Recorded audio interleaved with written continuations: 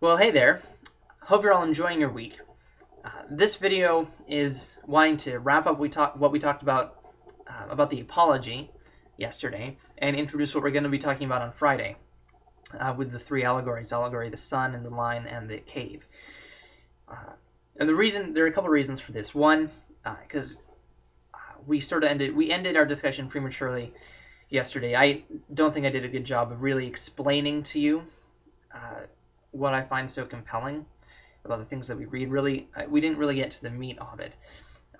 And my fear is that if we move on without fully talking about that,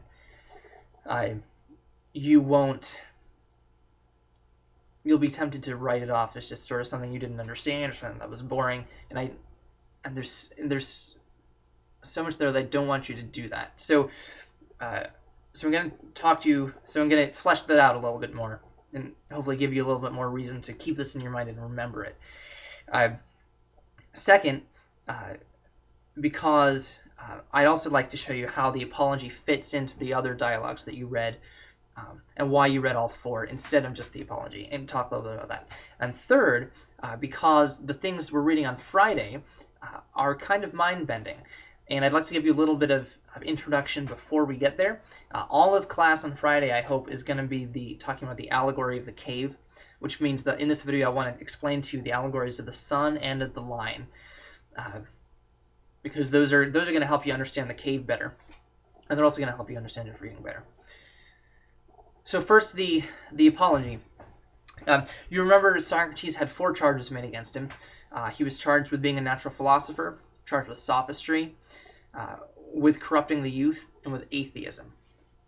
And he responded, he said, I don't actually care much about natural philosophy. He said, I don't charge people to teach, which is what the sophists do.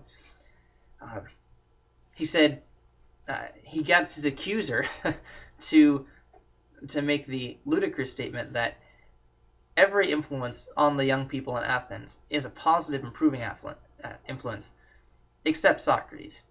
And Socrates turns to the judges and says, is that really reasonable to suppose that everyone is helping the youth except me, the only evil guy? You know, that sort of naivete, jurors, indicates to me that Meletus doesn't actually have any idea of what actually improves the youth at all. He gets Meletus to admit that that Socrates believes in divine things, and then asks him, okay, you believe in divine things. I believe in divine things. Can you believe in, say, I don't know, I'm making up some examples now. Can you believe in gardening without believing in plants? Can you believe in equestrianism without believing in horses? Can you believe in human things without believing in humans? So how can I believe in divine things without believing in gods? And, Meletus, of course, doesn't have an answer. Meletus does not come off cross very well in this dialogue. So, and that's the funny thing, though. If Socrates really is innocent of these things, why is he being put to death? Why is he on trial in the first place? And why does the jury decide to actually condemn him to death, even after this really magnificent rebuttal? Well, part of the answer could be, you read in the Euthyphro, that Socrates actually has some doubts about parts of Greek religion. He says in the Euthyphro that he can't quite believe in all the stories about the gods. And so there is some grounds probably for that atheism charge. I mean, Socrates is not an atheist, but he does have some doubts about parts of Greek religion. And that may have been a factor there. But I think also more importantly, think back to what Socrates calls himself in the Apology. He calls himself a gadfly. And the analogy there is that Socrates is this little fly buzzing around the great steed of Athens, stinging it, landing on it, biting it, buzzing in its ear, trying to goad it into motion or stir it into life, is I believe the phrase he uses. So if you're the horse, this is incredibly annoying. I mean, you've all gone out on a summer day and been bombarded by flies or mosquitoes. It's awful. I mean, I'm from Maine, and we get this really bad in the summers sometimes. It's not pleasant in the least. And if there are too many of them, maybe you don't even want to go outside. Of course, if you're a horse and you're supposed to be running a race, and the flies goading you into motion and make you run towards the goal, then even though he's annoying, it might be actually be a good thing for you to have this influence pushing you forward, which is of course what Socrates thinks. That's what he's claiming. He says, I'm doing good for you. I am helping benefit the state, and that's why. And he believes this so strongly that he's actually willing to die for it.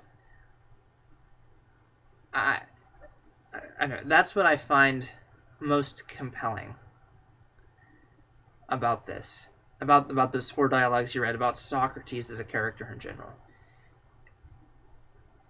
He's willing to die for the improvement of the soul. I mean, that's what he says his goal is, right? For I do nothing but go about persuading you all, old and young alike, not to take thought for your persons or your properties, but first and chiefly to care about the greatest improvement of the soul. And this is what he's willing to die for. I mean, think also that the statement that always gets me. He says, Men of Athens, I honor and love you, but I shall obey God rather than you. And while I have life and strength, I shall never cease from the practice and teaching of philosophy.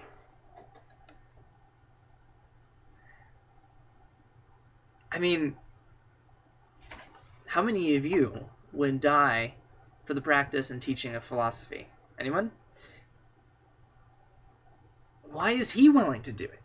Why does he care so much?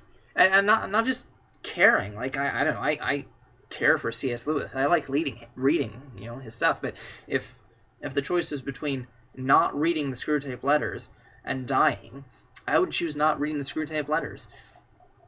Right? But Socrates dies.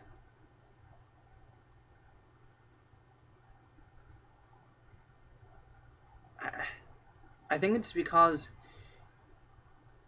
he realizes how important the soul is.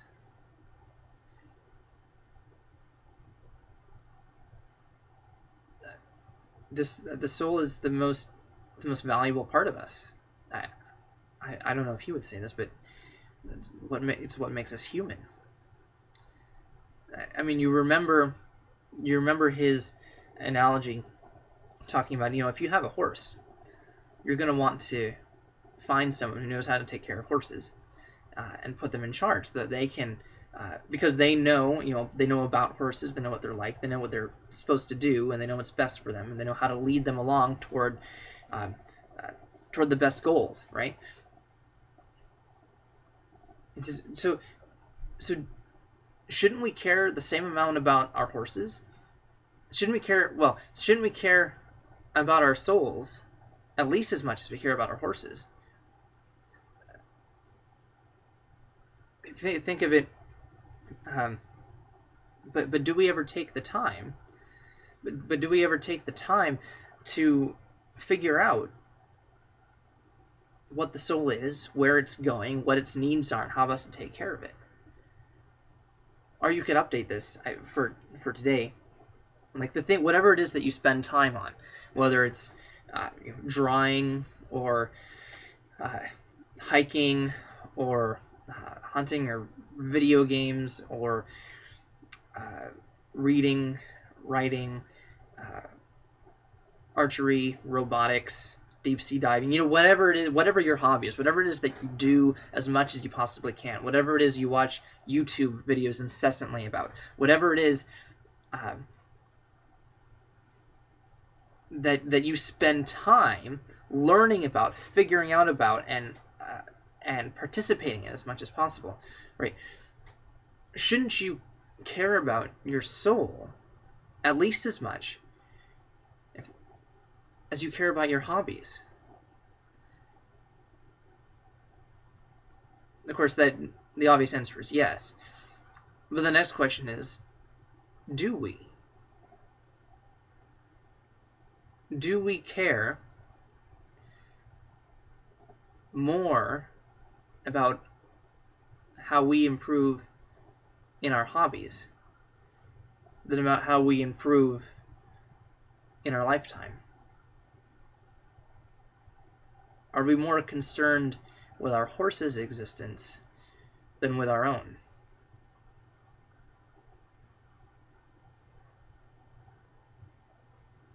I mean, these are really difficult questions. And that's why Socrates was killed, because he refused to stop asking them. I mean, these questions are convicting for me, too. I've been thinking a lot this week about the idea of examining your life. What does it mean to examine your life? What does it mean to live intentionally? To use my time with intention, to think of my actions with intention. I mean, we as Christians of all people ought to be doing this self-examination before God. And Socrates, who is not a Christian, who's never heard the gospel, who's probably, I suppose it's possible, but has probably never met a Jewish person in his life,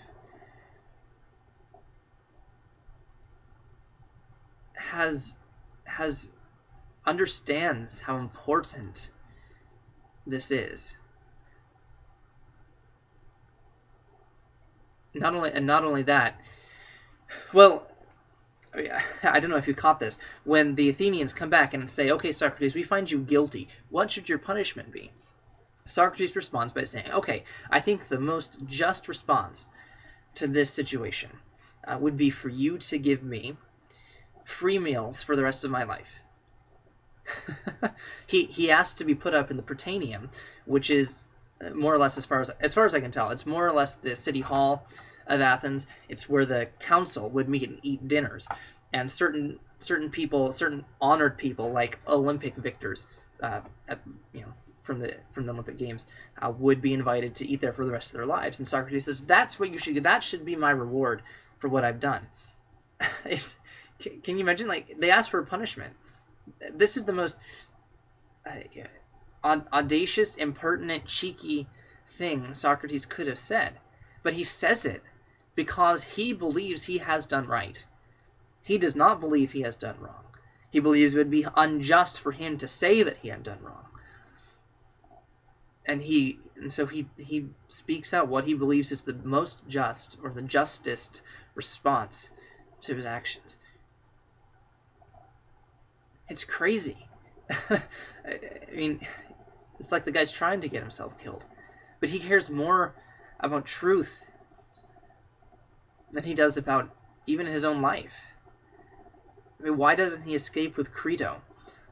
Because he refuses to deny in his actions the things he believes in his mind to be true. He refuses, just for the sake, he refuses to turn his soul away from the pursuit of that which he believes to be true and good, even if that pursuit means dying. Why is in the Phaedo? Why is he not afraid of death? First, because he does not believe it's right to be afraid of the unknown. And second, because this is what he's been preparing for all his life. He's been training his soul to single-mindedly pursue that which is good, and that which is true, and that which is beautiful, and he believes that only after death will he be able to experience these things fully, as he has always wanted to experience them. His love for truth and for goodness and for beauty, and his desire to find out truth and wisdom and live his entire life dedicated to it single-mindedly, even on pain of death, is something that all of us Christians should learn from.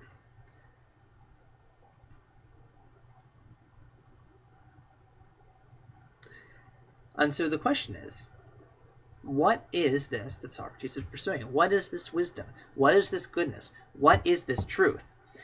Those are the questions we're going to be talking about on Friday as we talk about Socrates' allegories of the line and of the sun and of the cave. So I'm going to head down to a classroom now and start explaining to you the first two allegories so we can be ready for that.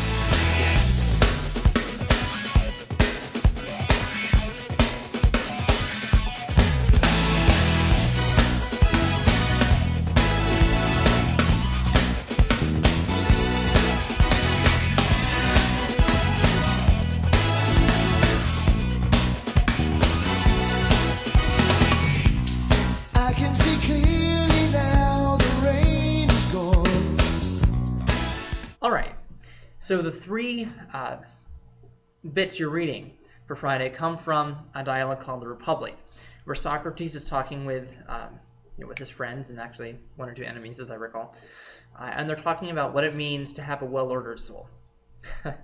Surprise, surprise. They're doing this by comparing the soul to a city, hence the name of the dialogue, The Republic. But what you're reading are three important analogies where Socrates describes the way Socrates describes what he's seeking, what it is that the philosopher king, who he thinks ought to be in charge of the city, what it is that he ought to know, or what it is that he has to be intimate with. That's probably the best word. And to understand what he's saying, you have to understand one of these important terms. I think it says essence in your translation. Others says idea. But it's also commonly referred to as form. So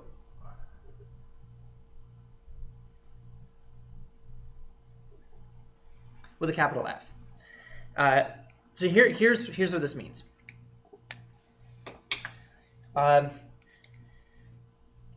There are lots of things we can call good things, right?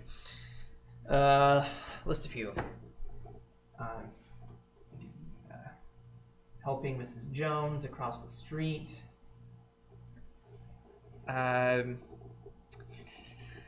else? Stopping a bank robber. Let's do it this way. Okay, so we're going to have H for helping Mrs. Jones. Stopping a bank robber. What else? What else is good that you could do? You could tell the truth. There's T. You could be diligent in your schoolwork. Let's do a D for that. That's a good thing. You could enjoy a symphony. Let's put that up there. S. That's another S. Here we go. S-Y. Another good thing, you could clean your room. Super clean. Okay, so there's a list, and you could go on. You can probably think of a lot of good things to do. These are, good actions that are on this list. That's fine, because they're really an almost infinite number of good things. There's probably not infinite, actually. There's probably a finite number, but there's still a lot. Probably too many to catalog on this list. All the things that are good things. We can make another list of beautiful things. We got a symphony up there. Let's put that again. Symphony. We could put symphony here. What else? What other things are beautiful? C.S. Lewis books are beautiful. I like C.S. Lewis a lot. Sunsets. Sunsets and sunrises. Other beautiful things. Your mother. Beautiful things. The Sistine Chapel. Why don't all these things start with S? Beautiful things. Beautiful things. The crucifixion and resurrection. Terrible but beautiful. The atonement, let's say. And of course, you can think of lots of other beautiful things too. This is like the Grand Canyon. I forgot to say that one. This is not an exhaustive list either. You could go on all day listing all sorts of beautiful things, and just like you could go on all day listing all sorts of good things. And Socrates could do this too. What Socrates wants to know is, what makes all these good things good? And what makes all these beautiful things beautiful? What's the common denominator? There's got to be something about each of these things that makes them either good or beautiful. What is it? And so Socrates is looking for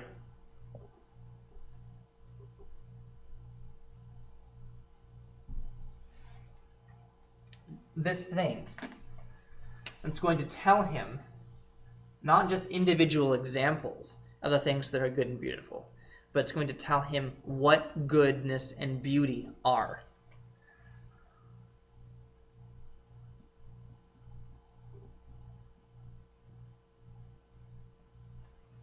So I think in your translation it talks about, it says each thing has many examples, or you can say many, like you can say the many beautiful or the many good. That's what he's saying. All these discrete individual examples of good and beautiful. But what he's looking for is the absolute good, the absolute beautiful, the thing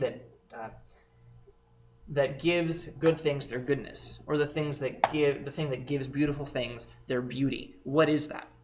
That's good, that's beautiful. Or to put it another way, what is the form of the good? What characteristics are common to all good things? What form does the good have? And so this really is good with a capital G. That's why I capitalized it in your reading, because it's not just a good thing. It is the good. It's not really even a thing. It's just the good.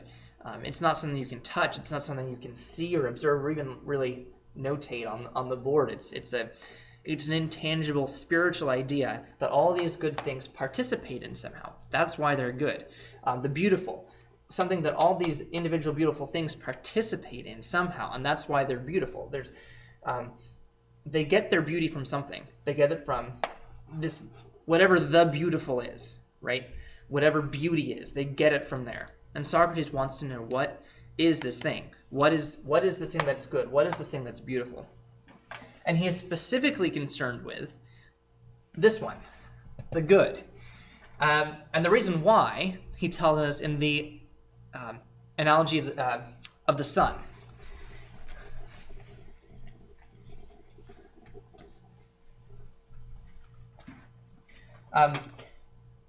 So we just had the list of all the individual good things up there, right? We see those with our eyes. We can see individual good things with our eyes. But how do we see the good? We don't see that with our eyes. We see that with our mind. But that's not all.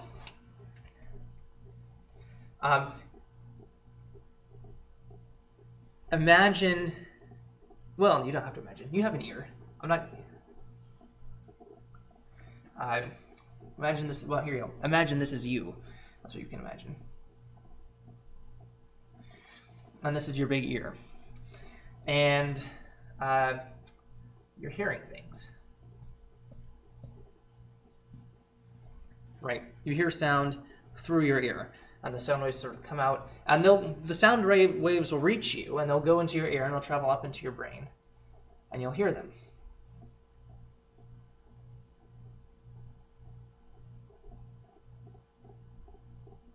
It's supposed to be a light bulb. Right? And all you need for that to work is your ear. Right? And technically air, but even without air, because the sound waves will travel through air, they'll travel through water, they even travel through walls sometime. So really all you need for this to work is your ear. On the other hand, let's do a different color. Pretend that this is you again.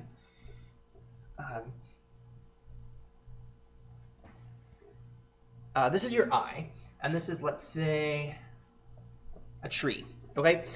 And you want to see the tree.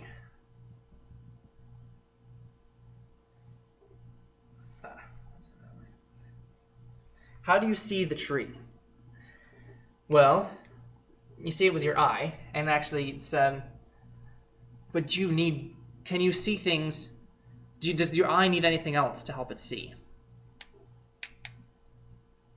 Well, it's the same sort of thing. Like you look, and then you see things, and the retinas activate, and it goes up into your brain.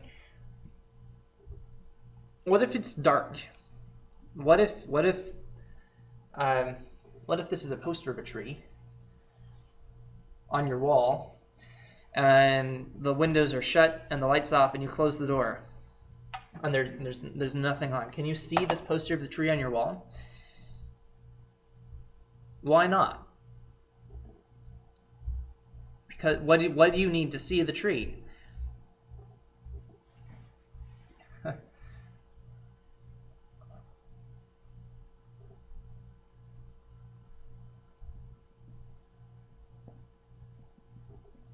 Need light, right? The way sight works, and of course Socrates didn't know this, scientifically, but the light bounces off the thing and bounces into your eye.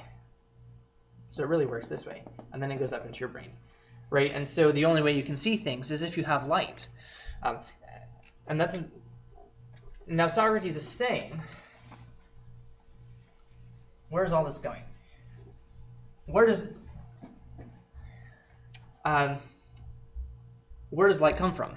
If you're not in your room and you don't have light bulbs, which they didn't have light bulbs back then, where does light really come from?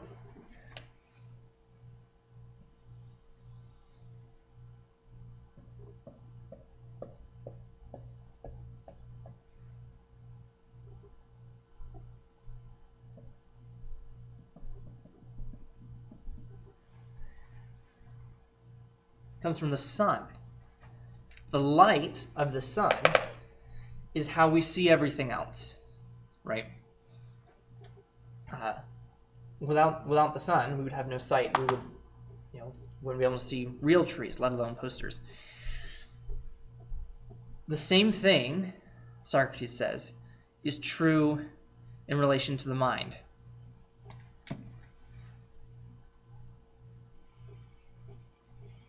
So here's how this relates. Everything on Earth we see by help of the sun, right? Everything that's really true. Well, okay. Everything we know that's really true that we see with the mind. Let me back up.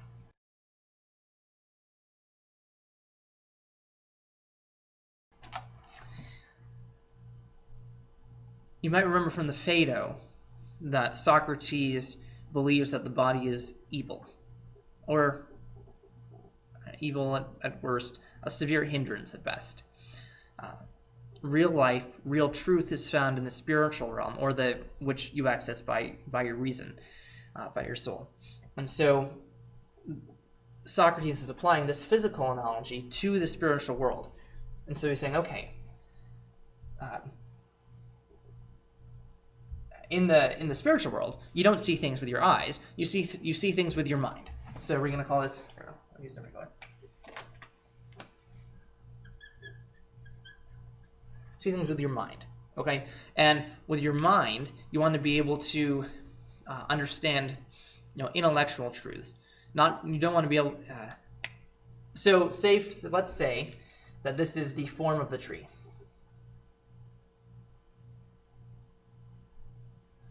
Right, this is, you can have, just like you can have form of the good or form of the beautiful, you can have a form of the tree. This is tree-ness. Everything that makes a tree, that's the form of the tree, right? And if you're interested in studying trees, to really understand trees, you've got to understand what trees are. You've got to understand tree-ness, so you've got to get to the form of the tree, which you can never really see the form of the tree with your eyes. You've got to figure it out with your head, see it with your mind. The only way you're going to be able to do that, Socrates says, the only way that's possible is because of the form of the good. Right, or I should just say the good. The only way we're able to know things, the only way we're able to know things as they truly are, is by the influence of the good. That's why the good is the most important thing to learn because by it we know everything else. He says, actually, let's see. Let me find the quote here. He calls this good, this idea of the good. He calls it the universal author of all things beautiful and right. He calls it the parent of light and also the Lord of light in this visible world, and the immediate source of reason and truth in the intellectual world. He gives it a very high place. And remember, like the sun, this is no longer a poster, right? As in the physical world, the sun's influence grows the tree via photosynthesis and energy, and you don't have growing things without sun, right? In the physical, spiritual, intellectual world, all truth comes from the good, right? The good grows it, the good cultivates it. He doesn't really argue for this. He says, this is the way I think it is. This is what he's running. This is what he's going after.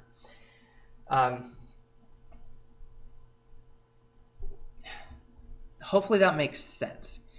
If not, I'm going to move on to another analogy. Each of these three analogies is attacking the problem in a slightly different way. So I'm going to keep this up, and we're going to look at it from another perspective. And then on Friday, we're going to look at it from the other perspective. Okay. All right. So here's the deal with the line. I'm seeing the same thing as the sun in an analogy in a different way. So we start off with a line. There we go. And then we're going to divide the line up into parts unequally. So let's say this. There we go. This is a big division.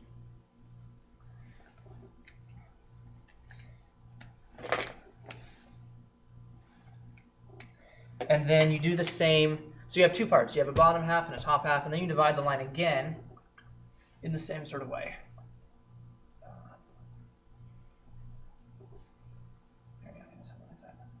There you go. Okay. Now, so you have a line with four parts. Each of these parts represents a part of reality, Socrates would say. Everything below this red line represents things in the physical world.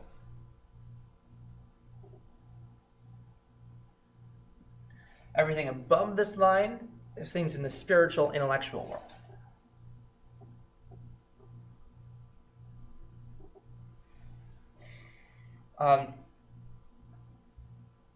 As you go to the top of the line, the further you are to the top of the line, the closer you are to the top of the line, the more real you are. The closer you are to the bottom of the line, the less real you are.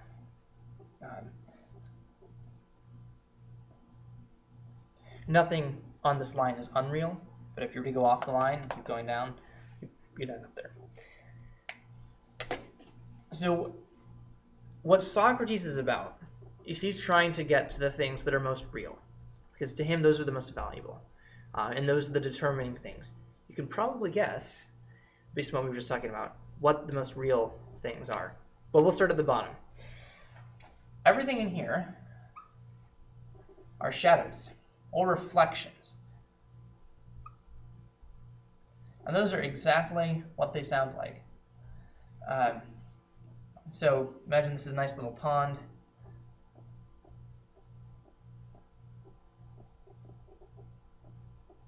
Further imagine that's you, reflection, that's it's a tree. These things are real, but they're not as real as you are.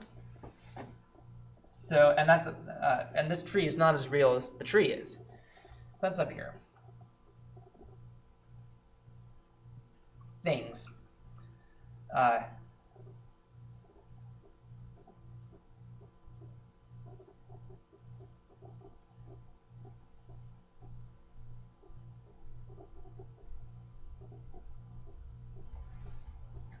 This is you. This is the tree. You are more real than your reflections, than the shadows in the water, right? This thing, I mean, this shadow is you in a way, but it's not as real as you are. This you. This is the tree. It's just not as real as the tree, right?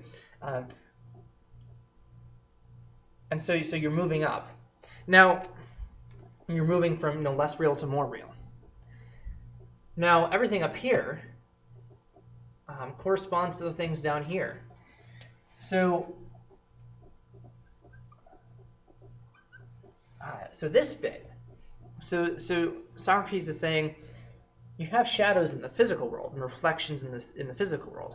You also have them in the intellectual world. What are those things? Those are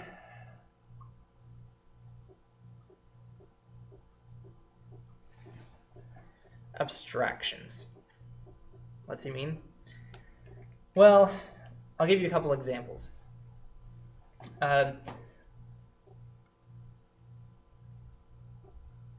Here's one example.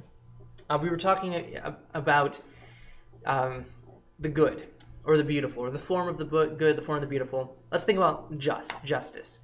What is just? So imagine you're a judge and you're creating laws, or looking at the laws, and you have a whole bunch of cases before you. Case A says the decision is it is just to punish Johnny for robbing the bank. Case B says it is not just to punish Susie for helping her neighbor mow his lawn. Case C says it is just to punish Kenneth for running the dog through a car wash. I don't know, something. So you have a list of things that are just and things that are unjust, right? And then someone comes up to you and says, okay, what about Denton? Denton robbed a bank, ran a dog through a car wash, and helped his neighbor mow the lawn. What do we do about him? And so you say, okay, you look at your list, you say, things are unjust, these things are unjust, we have a list. Well, based on Johnny and Susie and Kenneth and Katie and Jordan, we can probably see together, and I think it's just that we punish Denton in this way, or that we not punish Denton in this way. In my opinion, you should be punished, but hey, I'm not the judge at the moment. You guys are. But that's an example of abstract reasoning, right? You have different specific examples of people doing things. Johnny robbing a bank, Susie helping the neighbor with the lawn, Kenneth running the dog through a car wash. These are things that have happened. The judge or previous judges have looked at these examples and said, okay, this is just, this action in this case is just. This action in this case is not just. This action in this case is just. And so they've taken a step back from the parts of the case you can see, the actions, the physical actions, and they've added a moral layer. That's an abstraction. They're moving back. They had to come up with that in their heads. They didn't see Kenneth being just.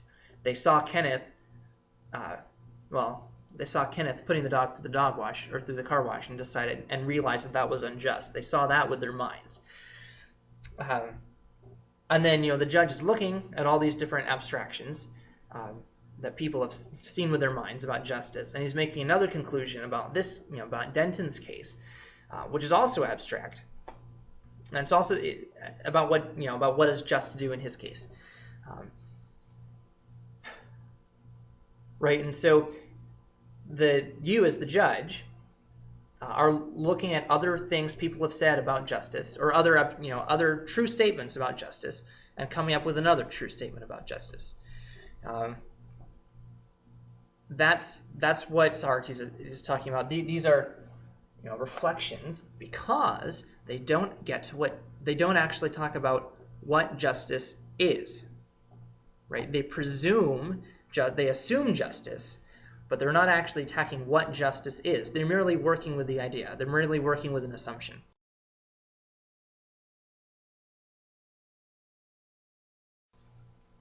So they're not as real as that. You probably guessed.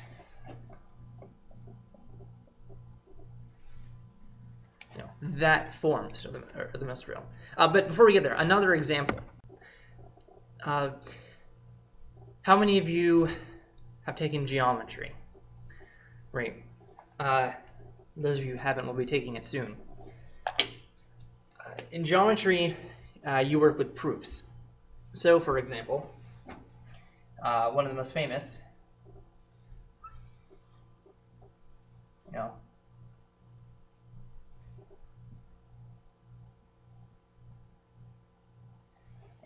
Pythagorean theorem. In a right triangle, a squared plus b squared equals c squared. That's true, right?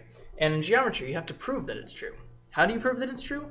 Well, you start from certain assumptions, certain basic truths or basic ideas. They call them postulates, or basic definitions that you have to assume, and you work from there. So, for example, one of the things you can assume is that if you have points, if any 2 points, you can draw a line between them.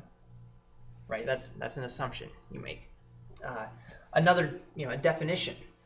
In a circle, all the points are the same distance from the center.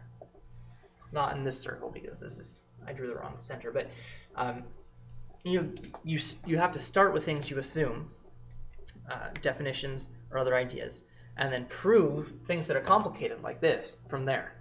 Now, the Pythagorean theorem is a true statement. It's also not something you can see. It's an abstraction. And Socrates would say this definitely belongs up here, right? It's a conclusion you come to by arguing from premises to a conclusion, and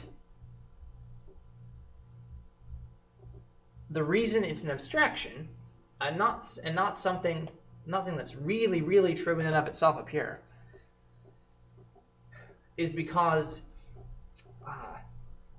these things up here can't be proven. They just are. These things up here are the assumptions you start with. They're what Socrates also calls this important term.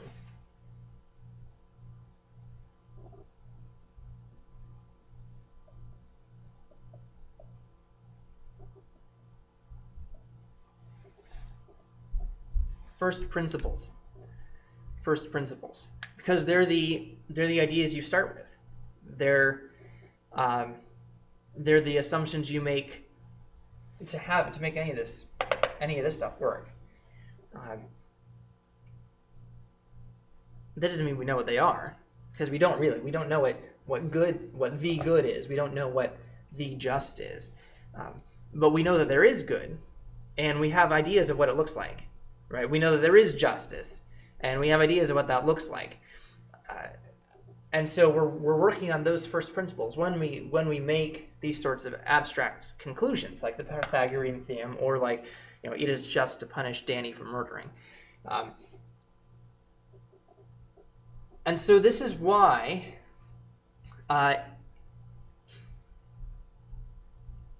this helps you understand the analogy of the sun a bit better, because the sun is up here, right? The form of the good is up here, and Socrates says that the good is not just a form that you look for like any other form. The just is the form that not only tells you about goodness, but the good makes everything else possible.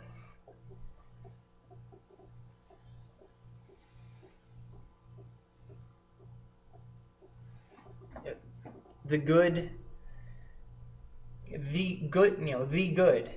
makes everything else here.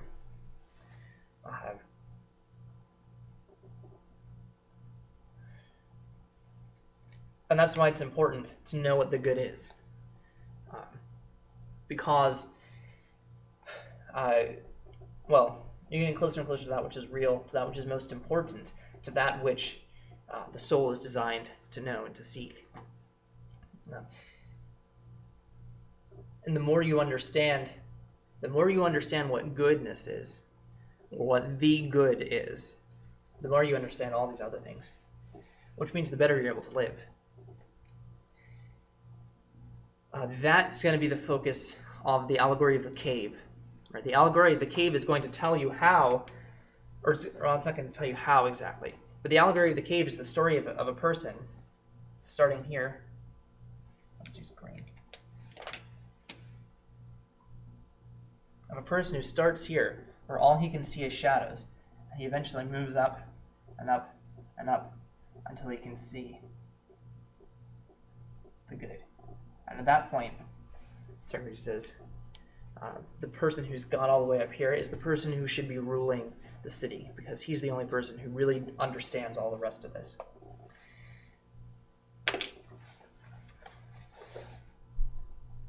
Hopefully that made sense. It's kind of mind-bending stuff, though. So if it didn't make sense, well, we're going to be coming back to this on Friday, talking about it more from another angle, the analogy of the cave. So we're going to be looking at this from 3 different ways. If you have questions, like if this is not making sense to you, please email me or post on the forum, because I want to be able to explain this, right? Anyway, I'm going to sign off for now. Comment, post, email with questions, and spend some time in the reading. And we'll see you on Friday to attack this again.